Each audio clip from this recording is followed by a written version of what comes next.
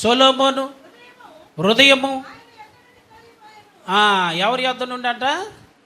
దేవుని యొద్ద నుండి తొలగిపోయింది. 2 సార్లు దేవుడు చెప్పాడు. ఎన్నిసార్లు అంటే ఒకసారి నాకెళ్ళి చూసి చెప్పండి. 3ఓసారి దేవుడు చెప్పడు. ఏం చేస్తాడు చెప్పండి? మనం ఒక గేదెను కొనుక్కున్నాం.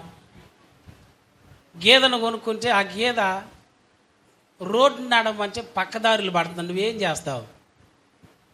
ఏం చేస్తావు? ఫస్ట్ హై అంటావు. ఒకసారి అనండి, గట్టిగా అనండి. మరొకసారి అన్నప్పుడు అది రోడ్డు నడవాలి.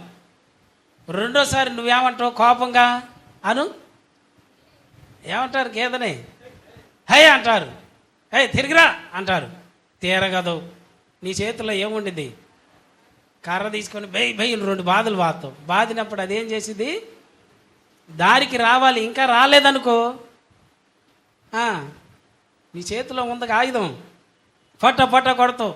దారిలో పడేదాకా ఏం చేస్తావు? దాన్ని కొడతావు. దేవుడు కూడా నిన్ను రక్తం పెట్టి కొన్నాడు. ఆయన ప్రాణం ఇచ్చాడు.